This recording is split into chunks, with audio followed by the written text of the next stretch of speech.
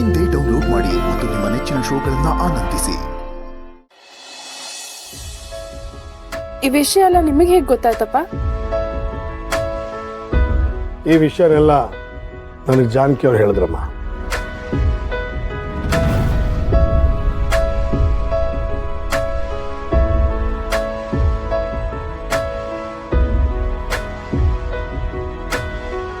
ಅಪ್ಪಂಗೆ ನೀವ್ ಹೇಳಿದ್ರ? ನೀವು ಅಪ್ಪಂಗೆ ವಿಷಯ ಎಲ್ಲ ಯಾಕೆ ಹೇಳಕ್ ಹೋದ್ರಿ? ಇದ್ರ ಬಗ್ಗೆ ಎಲ್ಲ ನಾವು ಆಮೇಲೆ ಮಾತಾಡೋಣ. ಈಗ ನೀವೇನು ಯೋಚನೆ ಮಾಡಬೇಡಿ. ಈ ಮನೆ ಮಗಳು ನೀವು. ಈ ಮನೆ ಮಗಳಿಗೆ ತೊಂದರೆ ಆದ್ರೆ ಅದನ್ನ ಹೇಗ್ ಸಹಿಸ್ಕೊಳ್ಳೋದಕ್ಕಾಗತ್ತೆ ಹೇಳಿ?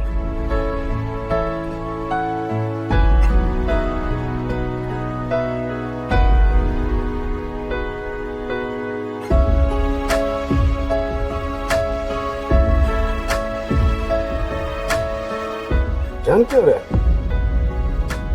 ಸುಬ್ಬು ಮನೆಯಲ್ಲಿ ಇಷ್ಟೆಲ್ಲ ನಡೀತಾ ಇದೆ ಅಂತ ನನಗೆ ಗೊತ್ತಿಲ್ಲ. ನಿಮ್ಗೆ ಗೊತ್ತಾಯ್ತು? ಅಯ್ಯೋ ದೇವ್ರೆ, ಏನು ಹೇಳಲಿ, ಹೀಗೆಲ್ಲ ನಡೀತಿದೆ ಅಂತ ನನಗೆ ಸುಬ್ಬು ಕಾಲ್ ಮಾಡಿ ಹೇಳ್ದ. ಆದರೆ ಇವ್ರ ಹತ್ರ ಸುಬ್ಬು ನನಗೆ ಹೇಳಿರೋ ವಿಷಯನ ಹೇಳೋದಕ್ಕಾಗಲ್ಲ. ಏನು ಹೇಳಲಿ? ಹೇಳಿ ಜಾನಕಿ ಅವರೇ, ಸುಬ್ಬು ಮನೆ ವಿಷಯ ನನಗಿಂತ ಮುಂಚೆ ನಿಮ್ಗೆ ಯಾಕೆ ಗೊತ್ತಾಯ್ತು? ಅದು ನಾನು ಹೇಳ್ದೆ ಅಣ್ಣ. ಏನು? ನೀನು ಹೇಳಿದ್ಯಾ? ಹೌದಣ್ಣ. ಅಣ್ಣ, ಸುಬ್ಬು ಯಾವ ಥರ ಅಂದರೆ ಎಲ್ಲೂ ನಿನ್ನ ಹೆಸರನ್ನ ಉಪಯೋಗಿಸ್ಕೊಳ್ಳೋದಿಲ್ಲ. ನಿನ್ನ ಸೆಕ್ರೆಟರಿ ಹತ್ರ ಕೂಡ ಯಾವ ವಿಷಯನೂ ಹೇಳಿಲ್ಲ.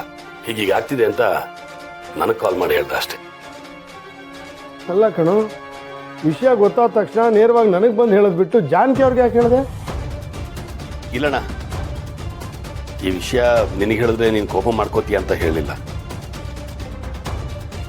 ನಿನ್ನ ಕೋಪನ ನಾನು ನೋಡಿದ್ದೀನಿ. ನೀನು ಈ ಸಮಯದಲ್ಲಿ ಕೋಪ ಮಾಡ್ಕೋಬಾರ್ದು. ಬಿ ಪಿ ನಾರ್ಮಲ್ ಆಗಿರಬೇಕು. ಆರೋಗ್ಯದಲ್ಲಿ ಏನು ಏರುಪೇರಾಗಬಾರ್ದು. ಅದಕ್ಕೆ ತಾನೆ ಜಾನಕಿಯವರು ನಿನ್ನನ್ನು ನೋಡ್ಕೊಳ್ಳೋಕಿರೋದು. ನಿನ್ನ ಜವಾಬ್ದಾರಿ ಅವ್ರದ್ದು ಅಂದಮೇಲೆ ಈ ವಿಷಯ ನಿನಗೆ ಹೇಳಬೇಕು ಬೇಡವೋ ಅಂತ ಜಾನಕಿಯವ್ರನ್ನ ಕೇಳಬೇಕು ತಾನೆ.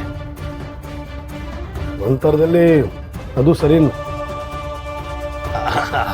ಅಲ್ವಾ? ಮತ್ತೆ ಅದಕ್ಕೆ ಈ ವಿಷಯನ ಜಾನಕಿ ಅವ್ರಿಗೆ ಹೇಳಿದೆ, ಅವರು ನಿನಗೆ ಹೇಳಿದ್ರು. ಒಳ್ಳೆ ಕೆಲಸ ಮಾಡಿದೆ. ಜಾನಕಿ ಅವರು ತುಂಬ ಬುದ್ಧಿವಂತೆ. ಯಾವ ವಿಷಯನ ಹೇಗೆ ಹ್ಯಾಂಡಲ್ ಮಾಡಬೇಕು ಅಂತ ಅವ್ರಿಗೆ ಸೂಕ್ಷ್ಮವಾಗಿ ಗೊತ್ತು. ಸದ್ಯ ಸುಬ್ಬು ಮನೆಯವ್ರಿಗೆ ಯಾವುದೇ ರೀತಿ ತೊಂದರೆ ಆಗಿಲ್ವಲ್ಲ.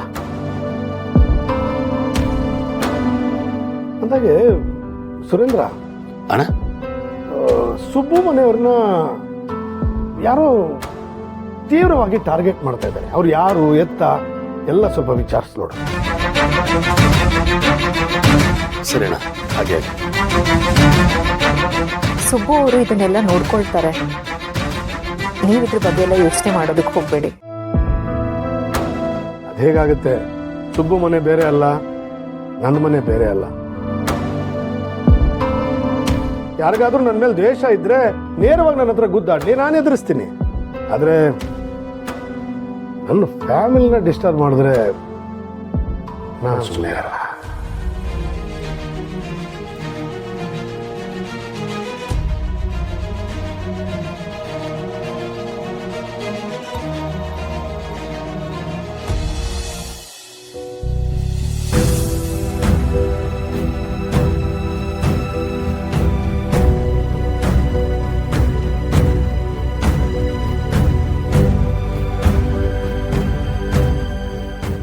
ಶ್ರಾವಣಿಯಮ್ಮ, ನಿಮಗೆ ಯಜಮಾನ್ರಿಗೆ ನಾನು ಸಾಯೋವರೆಗೂ ಚಿರಋಣಿ ಆಗಿರಬೇಕು.